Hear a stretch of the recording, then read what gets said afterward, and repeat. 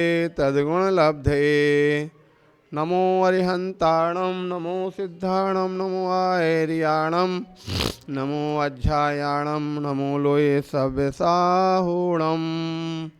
पंच परमेष्टि भगवान की 1008 श्री आदिनाथ भगवान की, आचार्य भगवान उमा स्वामी महाराज की, आचार्य गुरुदेव विराग साहब जी महाराज की, अहिंसामयी विश्व धर्म की।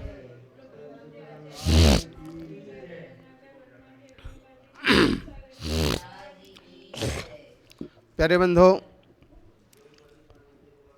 ग्रंथराज तत्वार्थ सूत्र जो जैन सिद्धांत का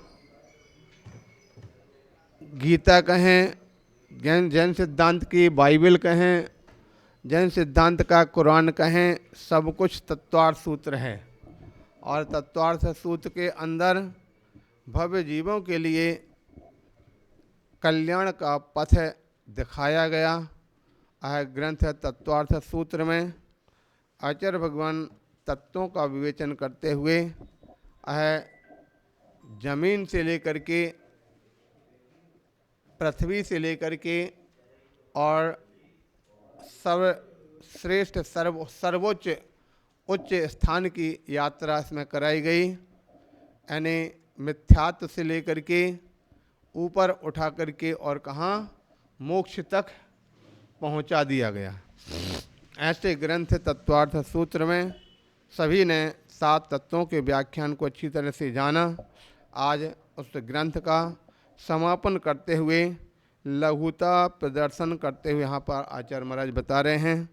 कल यहाँ पर बताया गया था जो सिद्ध हैं मोक्ष प्राप्त करके सिद्ध बनते हैं, और जो सिद्ध होते हैं वह सिद्ध कितने प्रकार के हो सकते हैं तो आप सब सुन चुके। सिद्धों में यद्यपि कोई भेद नहीं होता है, किंतु भूत नैगम की अपेक्षा से उनमें सिद्ध बताया गया। ठीक है, सिद्ध कैसे बने, कहाँ से बने, किस अवस्था से बने, किस प्रकार की प्रक्रिया से बने। जैसा कि आप सभी जानते हैं, लोग व्यवहार में कोई भी बोलते हैं तो क्या बोला करते हैं, क्या बोलते, मोक्ष। मोक्ष कहाँ पर है? ऊपर सिद्धशिला पर है। ठीक है ना, कहाँ पर है मोक्ष? सिद्धशिला पर है। अरे सिद्धशिला पर मोक्ष हो गया तो फिर यहाँ क्या रहा? यहाँ पर क्या है? ध्यान रखना, ये सामान्य व्यवहार में लोग मानते हैं कि वास्तविकता में सिद्धशिला पर मोक्ष है, लेकिन हकीकत में मोक्ष सिद्धशिला पर नहीं। मोक्ष कहाँ पर है? यहीं पर है, जहाँ हम और आप बैठे हैं, यहीं पर मोक्ष है। यहाँ पर मोक्ष कैसे हो गया? क्योंकि मोक्ष का मतलब क्या होता? मोक्ष का दूसरा नाम मुक्ति की प्राप्ति। ठीक है, मुक्ति की प्राप्ति। तो मुक्ति कहाँ पर मिलती? वहाँ जाके मिलती कि यहाँ से मिलती? यहीं से तो मुक्ति मिलेगी, तब तो वहाँ पर जाएंगे। तो अब से जो है मोक्ष कहाँ हुआ? ऊपर क्यों? मोक्ष यहीं पर है, मोक्ष यहाँ पर है, जाति वहाँ पर है, आत्मा वहाँ पर जाती। ठीक उसी प्रकार से जिस प्रकार आपने देखा कोई व्यक्ति अगर जेल के अंदर बंद था, उसका सज़ा पूर्ण हो गई और सज़ा से उसको जेल से मुक्ति मिल गई, तो मुक्ति से मिल करके कहाँ जाएगा? अपने घर पहुँचता है। घर पहुँच करके बोले भैया मुक्ति मिल गई, तो मुक्ति कहाँ? घर पे मिली क्या? तो घर पे आकर के कहता जरूर है मेरे लिए मुक्ति मिल गई, लेकिन वास्तविकता में मुक्ति कहाँ पे मिली थी? जेल से। तो मुक्ति कहाँ पे कहलाई? जेल में कहलाई। इसी प्रकार से संसार से मुक्ति मिली, तो संसार कहाँ? ऊपर संसार है कि यहाँ पर है? मुक्ति कहाँ से मिली? संसार से मिली। तो संसार तो यहीं पर है। इसका मतलब है सिद्ध ही हो रहा कि वास्तविकता में मुक्ति ऊपर नहीं, मुक्ति तो यहाँ से मिलती है, और यहाँ से मुक्ति मिलने के बाद जीव ऊपर सिद्धशिला पर पहुँच जाता है। तो कहने का तात्पर्य कि वास्तविकता में जो भेद सब होते हैं, सब संसार में भेद हैं, ऊपर सिद्ध में कोई भेद नहीं है। इसलिए जो सिद्धों के भेद कहे, ये भूत नैगम की न्याय की अपेक्षा से है, पूर्व संसार की अपेक्षा से यहाँ पर ये भेद बताए थे। कल यहाँ पर भेदों को पढ़ा था। क्रम क्रम से सबसे पहले बताया था क्षेत्र की अपेक्षा से अंतर। तो क्षेत्र की अपेक्षा से अंतर कैसे होगा? कौन सा क्षेत्र हो गया? ठीक है, भरत क्षेत्र, ऐरावत क्षेत्र, विदेश क्षेत्र, अथवा भोगभूमि के स्थान से, अथवा और हाँ वहाँ से भी मोक्ष हो जाता है। ठीक है, हाँ भोगभूमि रहती है फिर भी मोक्ष हो जाता है, समुद्रों से मोक्ष हो जाता है। समझ आ गया ना? हाँ, तो कहीं से भी कौन से क्षेत्र से जीव मोक्ष गए हैं, तो इस प्रकार से क्षेत्र की अपेक्षा से अंतर। समझ में आ गया? दूसरे नंबर काल की अपेक्षा से अंतर।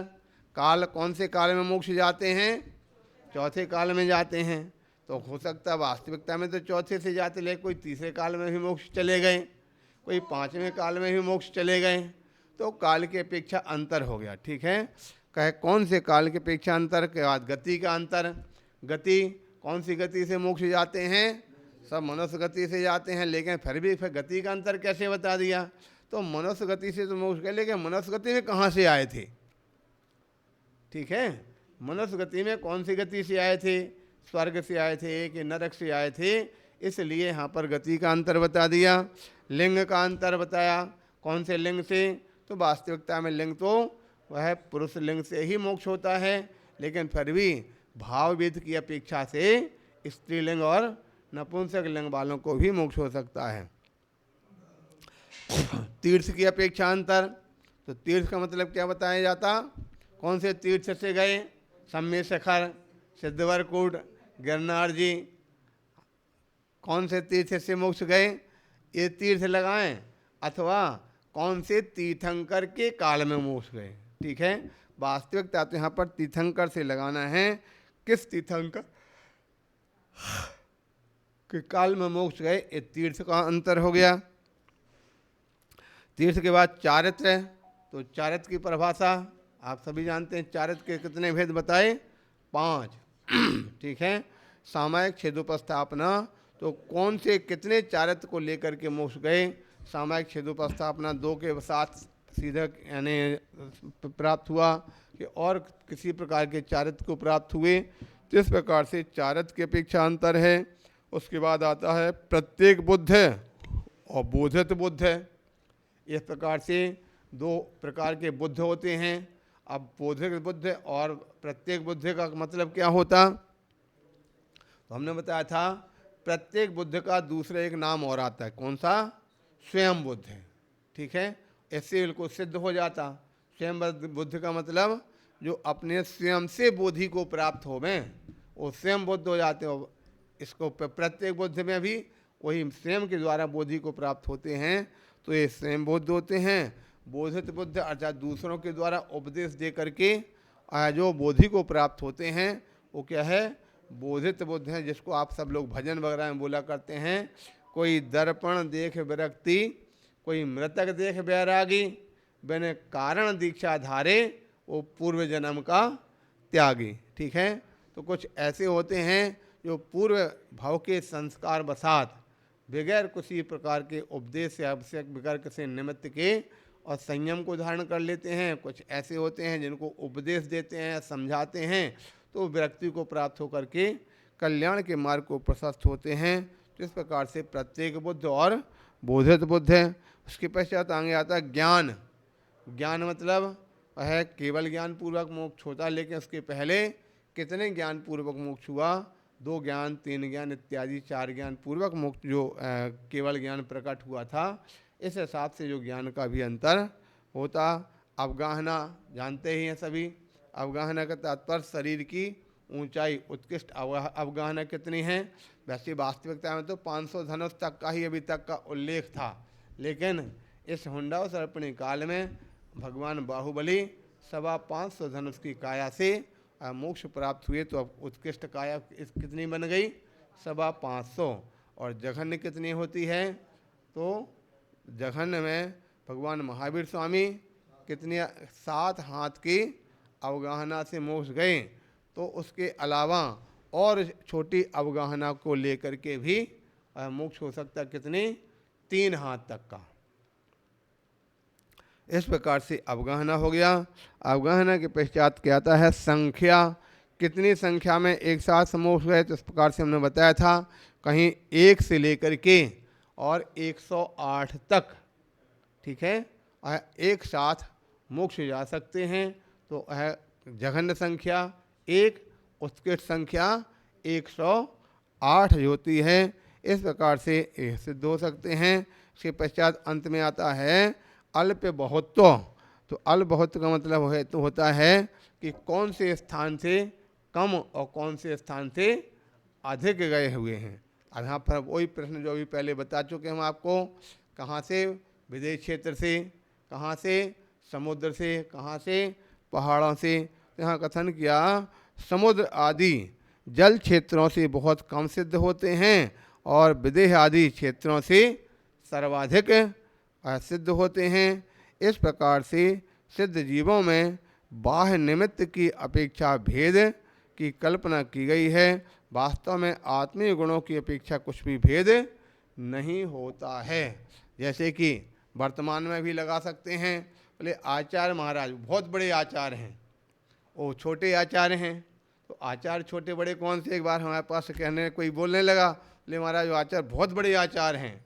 हमें बहुत बड़े आचार्य कितने हाथ के हैं? वो 10 हाथ के, 15 हाथ के। बोले नहीं ऐसे नहीं। फिर कैसे? तो बहुत बड़े मतलब जिनकी प्रसिद्धि हो गई वो बहुत बड़े हो गए, और जिनकी प्रसिद्धि नहीं हो पाए वो बहुत छोटे हो गए। वैसे बाकी वास्तविकता में देखने में तो लगभग कहूँ को लगता है जो बड़े होते हैं वो छोटे दिखाई देते हैं। अभी जैसे मान के चलो, अब वह सुनने में आता है आचार्य विद्यासागर जी महाराज का इतने बड़े आचार्य कहलाते थे, जबकि उनके शिष्यों में इतने बड़े बड़े महासागर थे। और कौन कौन से?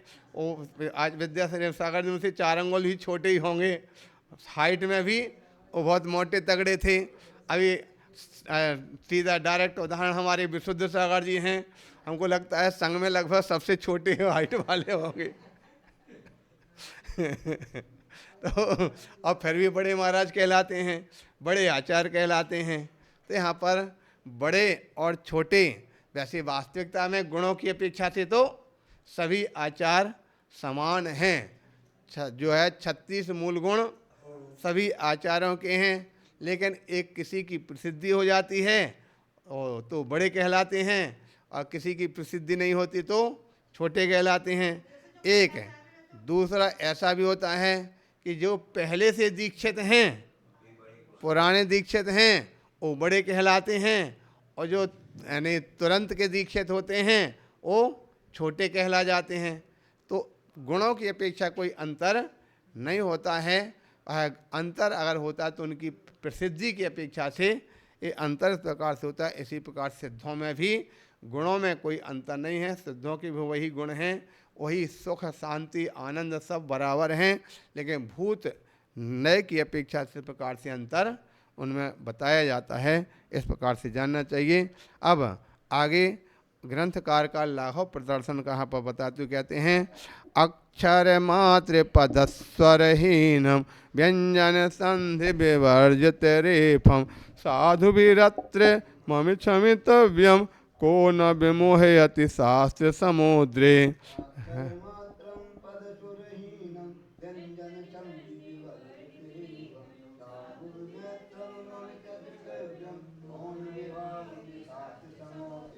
इस प्रकार से कहते हैं अक्षर मात्र पदस्वरहीनम, अर्थात एक जो हमने भी ग्रंथ का अध्ययन किया, पाठन किया, पठन किया, उसमें किसी प्रकार से हमारे द्वारा अक्षर मात्रा पद स्वर की हीनाधिकता की हो, ठीक है, कहीं हीन हो जाता है और कहीं अधिक हो जाता है।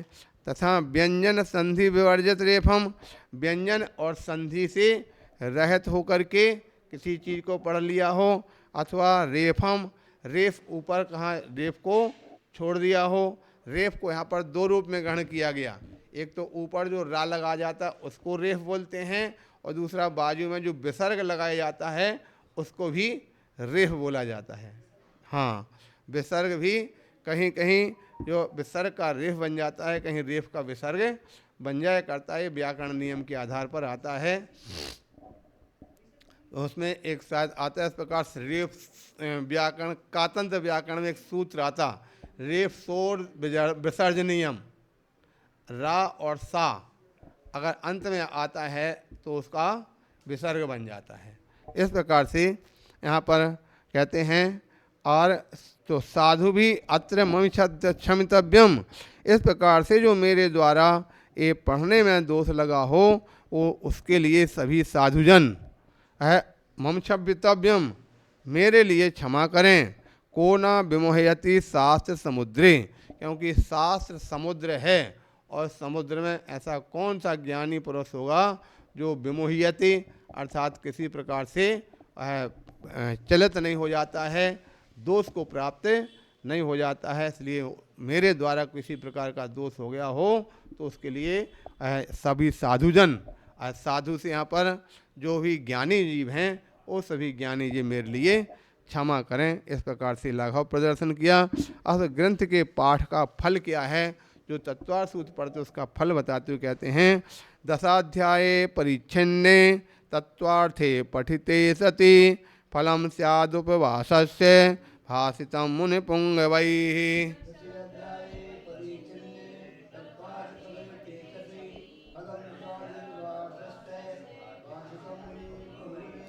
यहाँ प्रकार से कहते हैं, दशाध्याय परिच्छिन्ने, जो 10 अध्यायों में परिच्छिन्न यानी विभाजित है, ठीक है।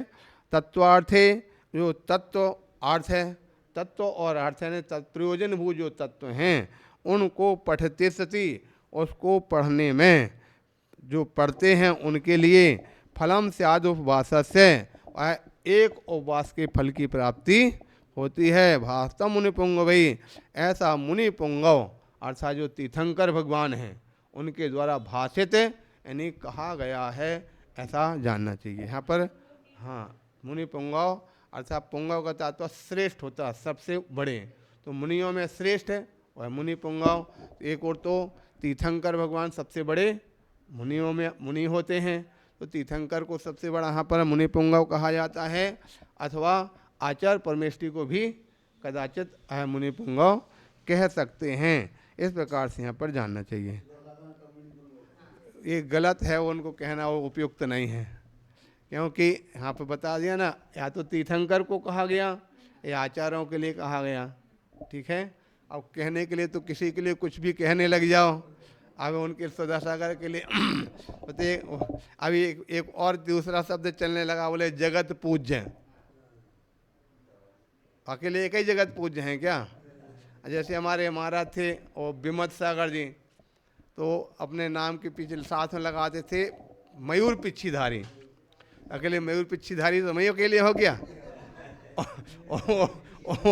और सब कोई दूसरी पिच्छी वाले हो क्या? लेकिन फिर भी चलता तो चलने लगा। और जो जिनके भक्त होते हैं वो भक्त उसमें जा कर के उस बात में खुश हो जाते हैं और तालियां पीट देते हैं। एक और कहीं आता था, किसी में कोई किसका आता था, हाँ, भावलिंगी मुनि आचार्य। अब भावलिंगी अकेले कई भावलिंगी हैं क्या? और सब अकेले के सारी दुनिया भर के द्रव्यलिंगी हैं क्या? तो अगर वो एक भावलिंगी तो उनके साथ में जितने साधु वो सब द्रव्यलिंगी होंगे, इसका मतलब तो उसका अकेले एक ही मान्य हो, सबसे इसको फिर नहीं मानना चाहिए। तो ऐसी कुछ उपमाएं लगा देते हैं जो उपयुक्त नहीं होती हैं, लेकिन ऐसा विशेषण लगा देते हैं, लेकिन फिर भी लोग उसको चलाए तो चला दिए जाते हैं कभी के कभी। और उसमें वास्तविकता में तो वह दोष का कारण बनता है।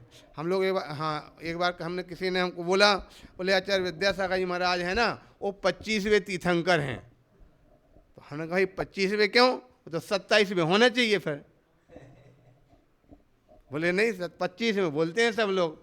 हमने कहा 25वें तो 25वें करके आते। तो इसके पहले कांजी स्वामी हुआ, उसको सारी दुनिया के लोग बोलते हैं तीर्थंकर हैं। एक और हुए हैं कहते ओशो, उसके लिए बोलते हैं भगवान ओशो, भगवान हुआ। एक उसको भी तीर्थंकर बोल लेना चाहिए, ठीक है। तो इस प्रकार से ये अपवाद का कारण है। शास्त्रों में जब मालूम है, सारी दुनिया जानती है कि तीर्थंकर 24 ही होते, 24 से तीर्थंकर ना कभी कम हो सकते हैं ना बढ़ सकते हैं। फिर ये 25वां कहाँ से आ गया? अगर इस प्रकार की बात करते तो आगम का अपलाप हो रहा, शास्त्रों का गलत साबित किया जा रहा। या तो शास्त्र में 24 लिखा, यहाँ 25 हो रहे हैं। तो ऐसा अगर जो इस प्रकार के लोग भक्ति के अतिरेक में आकर इस प्रकार से आगम का उपलाप कर देते तो निश्चित रूप से वो दोष के कारण होते हैं। नहीं, यहाँ तक कि मोहिनी कर्म के आश्रय बंध का कारण बनता है।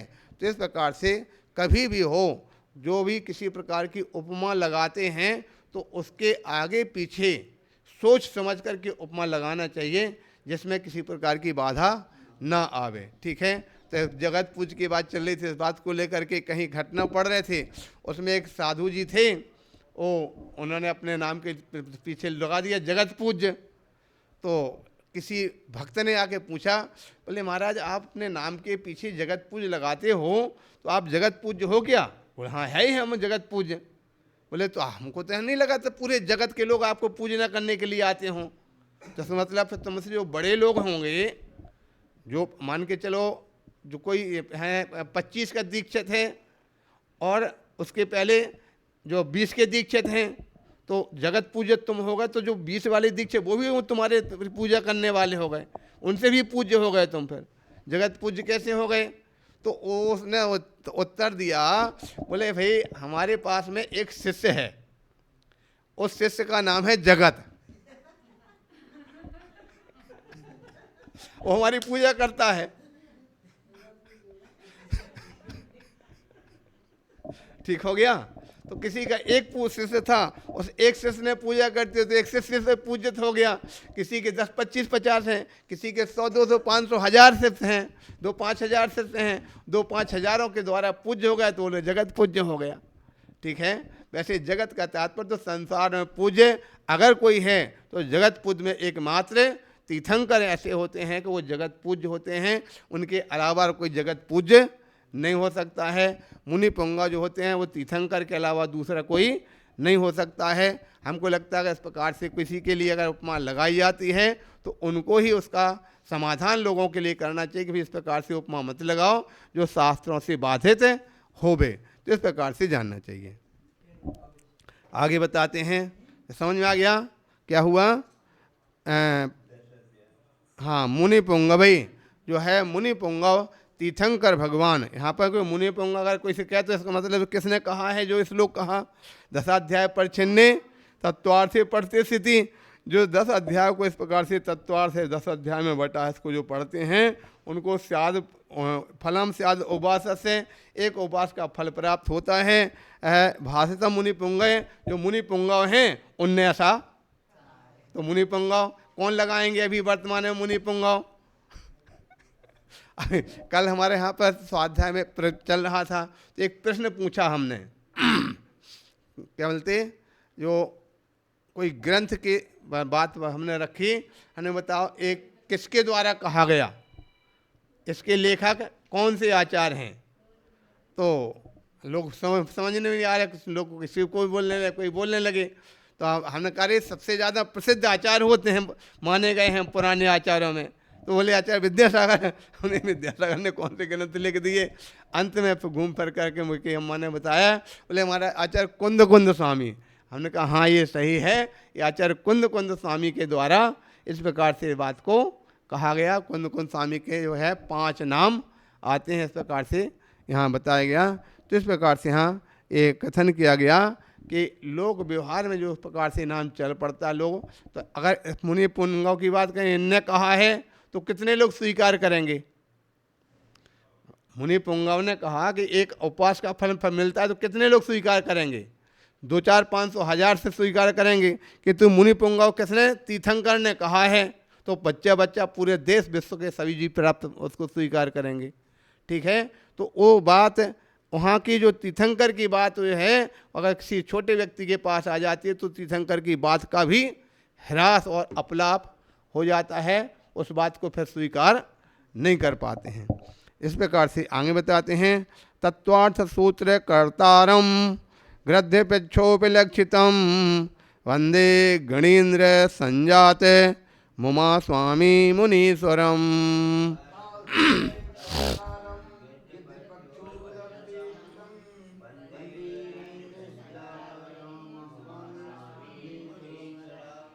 इस प्रकार से कहते हैं तत्वार्थ सूत्र ग्रंथ अर्थात कर्तारम, जो तत्वार्थ सूत्र ग्रंथ के कर्ता कौन से हैं? गृध्य प्रच्छोपलक्षितम, गृध्य पिच्छ, ठीक है, हाँ, गृध्य पृक्ष से उपलक्षित हैं, जिनको गृध्य की पिच्छी रही, ऐसे गृध्य पिच्छोपलक्षितम वंदे गणेन्द्र संजातम, और जिनके लिए गण गणेन्द्र, गण के जो मुखिया हैं, ऐसे उमा स्वामी मुनीश्वरम, उमा स्वामी मुनीश्वर जो हुए हैं उस ग्रंथ के कर्ता लेखक कहे गए, ऐसा जानना चाहिए।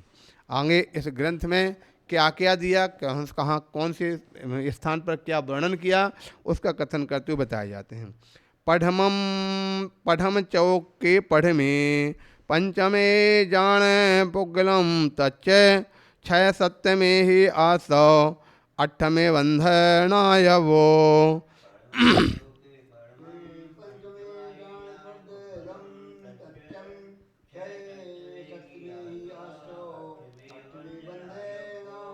नौ में संवर निजर दह में मोखम बियाणे ही यह सत्य तच्च भड़ियम दह सुत्ते मुनि बरेंदेहिम।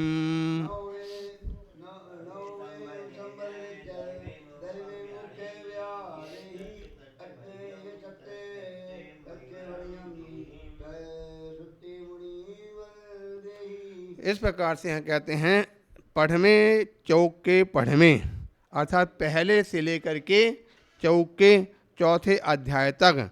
पढ़मे यानी पहले नंबर का कौन सा तत्व है? जीव तत्व, ठीक है, पहले जो जीव तत्व का पहले से चौथे अध्याय तक। पंचमे जान पुगलम तत्व, और पांचवें अध्याय में पुगलम तत्व, पुद्गल तत्व का। यदि वास्तविकता में पुद्गल कोई तत्व नहीं है, पुद्गल क्या है? द्रव्य है, ठीक है। पुद्गल तत्व में बताओ, तत्व में पुद्गल कहाँ आता है? जीव, अजीव, आश्रव, बंध, संवर, निर्जरा और मोक्ष। वहाँ पुद्गल कोई तत्व नहीं, वह पुद्गल के स्थान पे अजीव आता है। और जब अजीब तत्व की बात करते हैं तो सारी बात जीव के अलावा सभी तत्व अजीब ही हो जाते हैं। तो यहाँ पर दोनों चीज़ों का समावेश लेकर के आचार्य महाराज चल रहे हैं, तत्व भी और द्रव्य भी, ठीक है।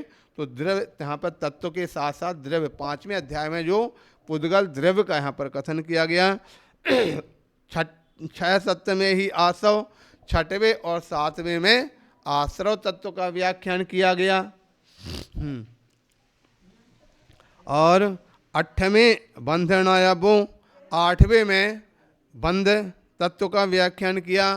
तथा नौवें संवर निर्जर, नौवें अध्याय में संवर और निर्जरा तत्व का व्याख्यान किया गया है। 10वें मोक्ष बियाणे ही, और 10वें अध्याय में मोक्ष का व्याख्यान किया। इस प्रकार से जानना चाहिए। यह सत्य तच्च भड़ियम, इस प्रकार से 7 तत्व जो है उनका जो कथन किया गया है। दह सुत्ते मुनि वरंदेहिम, इस प्रकार से 10वें अध्याय में सभी जो तत्वों का व्याख्यान मुनि वरंदे भी, अर्थात मुनि वर में जो श्रेष्ठ ऐसे भगवंतों के द्वारा कहा गया है। इस प्रकार से जानना चाहिए। आगे बताते हैं, तव यारणम भयधरणम संयम शरणम च जीव दया करणम अंते समाहि मरणम चौबेह दुखम निवारे।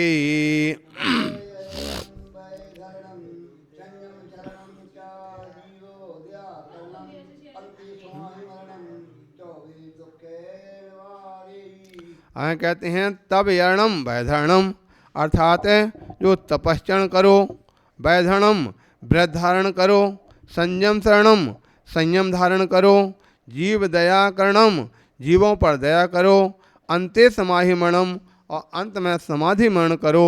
ये 24 दुखम निवाई, इस प्रकार से 4 प्रकार के जो दुख हैं और सभी प्रकार के दुखों को, चारों गतियों के दुखों को निवारण करने वाले ये बताए गए हैं।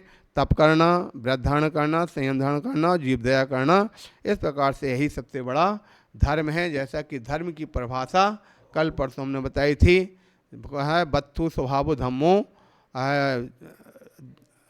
बत्थु स्वभाव धम्मो, 10 उत्तम खमाज 10 भो धम्मो, रणत्यम च धम्मो, जीवाणम रक्षणम धम्मो। वही परिभाषा लगभग इसके अंदर ही समाहित हो रही है। अब आगे उसके श्रुत भक्ति करते हुए और आगे कथन किया जा रहा। कोटि शतम द्वादश्चैव कोट्यो लक्षान्यशीतस्तदकानि च पंचाशदष्टौ च सहस्र संख्या मित्राच्युतम पंच पदम नमामि।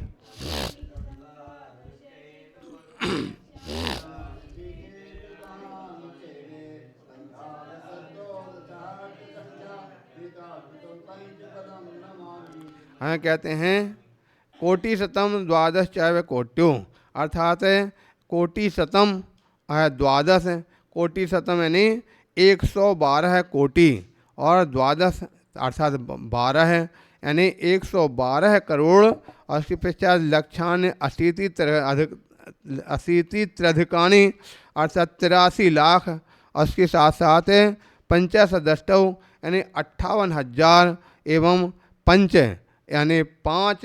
इस प्रकार से पद प्रमाण जो श्रुत ज्ञान है, इस प्रकार से संपूर्ण श्रुत ज्ञान के लिए मेरा बारंबार नमस्कार हो। इस प्रकार की भावना यहाँ पर संपूर्ण श्रुत भक्ति करते हुए श्रुत के लिए नमस्कार किया गया। और क्या है तो बताया जाता है, अर्हंत भाषे अत्थम गणहर देवे हम गंथ्यम समम प्रणमामि भक्तिजुक्तो सुदृणान महोवहिम शीर्षा।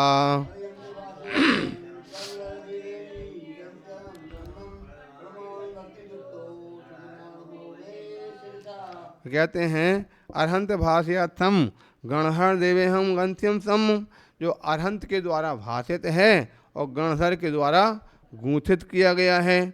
ऐसे जो ग्रंथ रूप जो श्रुत ज्ञान है और प्रणमामि भक्ति जो तो सुदृढ़ महोवयम शीर्षा, श्रुत ज्ञान रूपी महोदधि महासागर है, उसके लिए हम सिर झुका करके नमस्कार करते हैं। अंत में गुरुवः पांतुनो नित्यम ज्ञान दर्शन नायक चारित्राण गंभीरा मोक्ष मार्गोपदेश कहा।